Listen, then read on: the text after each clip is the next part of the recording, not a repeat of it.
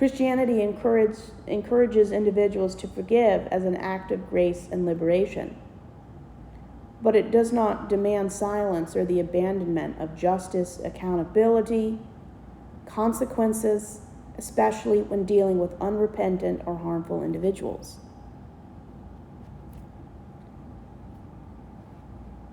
Don't use forgiveness like a weapon, but don't let forgiveness play you. Because forgiveness can be really easily used to play naive people.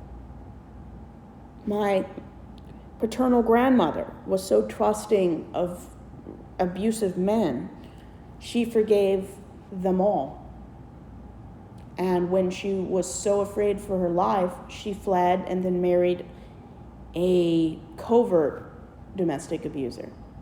Yes, he didn't hit her, but I mean, you can live in a house with 4 other people and be emotionally neglected and alone. That's why I always tell people, you have to earn my time, my attention, my respect, my forgiveness. You don't have to make it a toxic expectation. But communication and rule setting and boundaries are a great way to maintain healthy communication and healthy boundaries.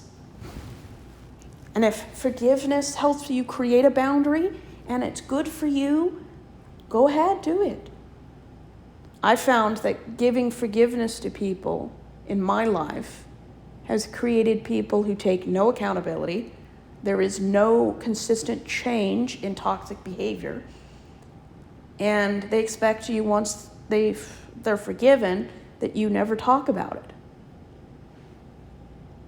And for me, forgiveness is a very toxic reaction to toxic behavior.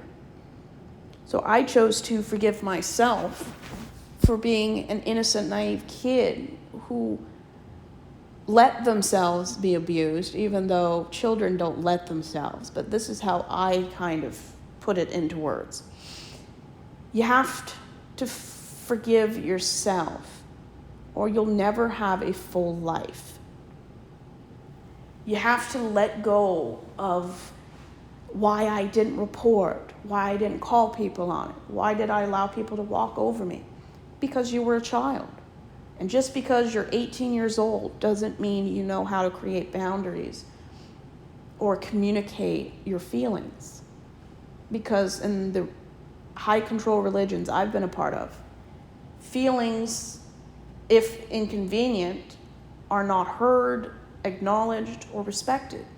And if you're a woman, if you're not smiling, happy, and submissive, they don't know how to interpret it. Institutions run on the patriarchy don't like angry women. They don't like people feeling hurt. They've actually changed the word from a church abuse to church hurt, because churches love to downgrade abuse to hurt. Because when you're hurt, it's usually a miscommunication. Somebody did something that hurt you. It's not a big deal. It's not something that should rock the church. It was a misunderstanding.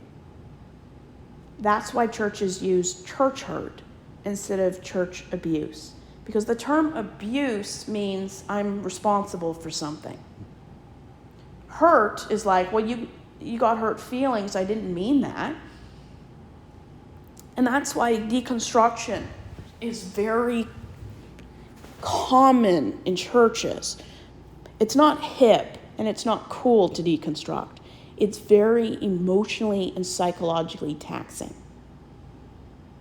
And for people like me who suffer with depression, it doesn't help the situation. Church hurt is a gaslighting technique. They're trying to minimize misconduct, spiritual abuse, gender discrimination. There's no such thing as church hurt. There's church avoidance, church harm, church abuse. There's no such thing as church hurt. And I made a video about pastors and leaders who call statutory assault a consensual relationship with a woman. Churches love to downgrade, but they never upgrade very, very commonly. And forgiveness is a major way that high control religions can silence people and invalidate and dehumanize people. Because how many people who are forgiven by force, once they're forgiven, do they ever feel bad for what they did? People with genuine regret will show regret by changing. But if they never change, forgiveness like that, in my opinion, can be very adjacent to enabling. Even if it's done in the kindness of hearts or out of love, it's still borderline enabling. It's all about self-respect. People who don't have healthy levels of self-respect can become doormats. My mother, she was pretty much a doormat. She let everyone walk on her. People won't respect your boundaries if you don't respect your boundaries and hold people accountable. Sometimes the best thing to do when something doesn't serve you, doesn't make you a better person, is to leave or cut whatever out of your life is harming you.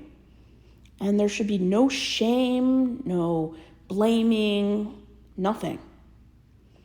Any institution, any family that requires forgiveness and punishes and retaliates against people for not forgiving because it's harming the family, because so-and-so can't come home, they're abuse enablers. And if somebody has hurt someone you know, I'm not the kind of person that would want my friend to be around that person, but that's me. I'm the kind of person, if you want to let it go, fine, but warn people about this person. And there's nothing wrong with that. But don't do something because it's expected, required. If it's right for you, it's right for everybody in forgiveness. And sometimes what's right for you is doing nothing. For me, it's forgiving myself. Even though there's nothing I should have to forgive myself for, somewhere internally, all children feel responsible for things that are out of their control. Commiseration is important. Closure is important. But it doesn't have to look one way just because it's in the Bible.